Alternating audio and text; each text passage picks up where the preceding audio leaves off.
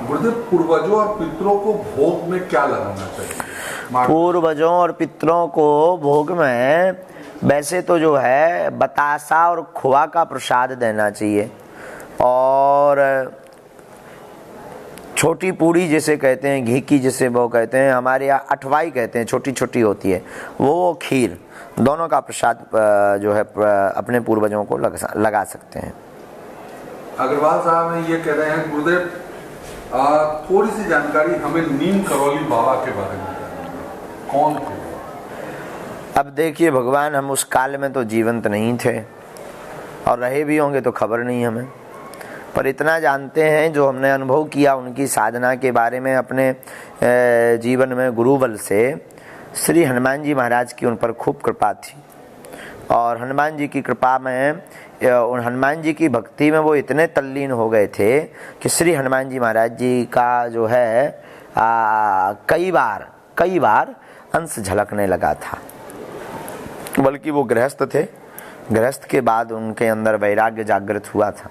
उनका अगला सवाल भी यही था कि गुरुदेव आप भी इस युग के, इस सदी के नीम करौली बाबा? नहीं, वो महापुरुष हैं, हम नालायक आदमी हैं। उनमें हम में जमीन आसमान का अंतर है। वो गगन है और हम मगन हैं। वो आकाश है, हम पृथ्वी के नीचे गड़े हुए हैं। वो महापुरुष हैं। भरत गोस्वामी जी, आप दीक्षा ले सकते हैं, आशीर्वाद है। संस्कृति बहन पूछ रही है, अगर स्वप्न में पितृगण दिखे तो ये क्या संदेश है? स्वप्न में अगर पितृगण दिखे तो ये क्या संदेश? स्वप्न में पितृगण किस मुद्रा में दिख रहे हैं ये इस पर डिपेंड है। स्वप्न में पितृगण अगर रोते हुए दिख रहे हैं तो वो आतृप्त होकर के घूम रहे हैं। स्वप्न में अगर पितृगण जो है कहीं पर रास्ता रोक कर खड़े हैं तो पितृदोष है। स्वप्न में अगर जो है पितृगण प्रसन्न दिख रहे हैं तो पितृ प्रसन्न है। स्वप्न में पितृगण अगर जो है कुछ खा पी रहे हैं तो वो भूखे हैं। स्वप्न में अगर पितृगण शयन कर रहे हैं तो उनको किसी ने बांध रखा है। स्वप्न में अगर पितृ जो है दिखाई दे रहे हैं और वो आपके साथ बैठे बात कर रहे हैं तो वो आपसे अटैच हैं। स्वप्न में पितृगण अपने सिर पर या आपके सिर पर या जो स्वप्न देखने वाला जातक है, जातक के संबंधी के सिर पर हाथ फेर रहे हैं तो पितरों का आशीर्वाद है। तो किस उसमें दिखाई पड़ रहे हैं ये उस पर वो डिपेंड करता है, उसका फल, स्वप्न का फल। कल्पना सोनी जाओ, कृपा हो जाए, बालाजी कृपा करें, जॉब लग जाए तुम्हारी भी और भाई की भी। हाँ, अनुभव निगम कह रहे हैं, गुरुजी सन्यासी बाबा के बारे में हम किस ग्रंथ में पढ़ सकते हैं? क्या उनके ऊपर कोई ग्रंथ निकलेगा? श्री सन्यासी बाबा का अभी कोई ग्रंथ नहीं निकला है। पुस्तक कभी भविष्य में उनकी आज्ञा होगी तो पुस्तक से उनके बारे में बताया जाएगा। बहुत सारे सवाल हैं गुरुदेव, हजारों सवाल, क्या मतलब लाखों सवाल ऐसे हैं। उनका बीमारियों को लेकर बहुत ज्यादा है। बीमारियों का उपाय बहुत सटीक और सूक्ष्म हम बता ही चुके हैं।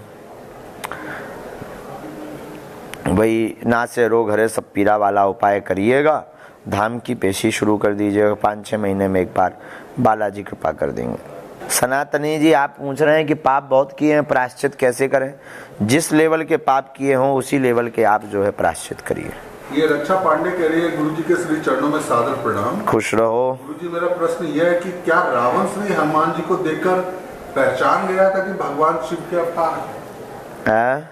रावण हनुमान जी को देख के पहचान गए थे कि क्या ये शिव के अवतार हैं? बहुत अच्छा प्रश्न है। रावण को पूर्णतया सब कुछ तो कि, चूंकि देखो रावण त्रिकालज्ञ था, रावण ज्ञानी भी था, लेकिन रावण अभिमानी था, तो पहचानते हुए भी उसकी बुद्धि पर पर्दा पड़ा था।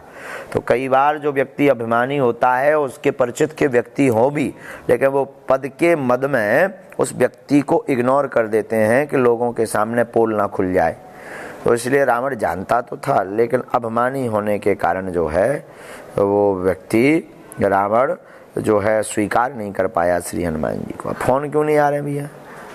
ये राज शुक्ला जी ये कह रहे हैं, अर्जी स्वीकार होने के लिए मंगलवार शनिवार ही पेशी जरूरी है या किसी भी दिन हम पेशी कर सकते हैं? वैसे तो मंगल और शनिवार, अभी तो 2 ही दिन की छूट है, आगे छूट मिलेगी तो हम आपको बताएंगे।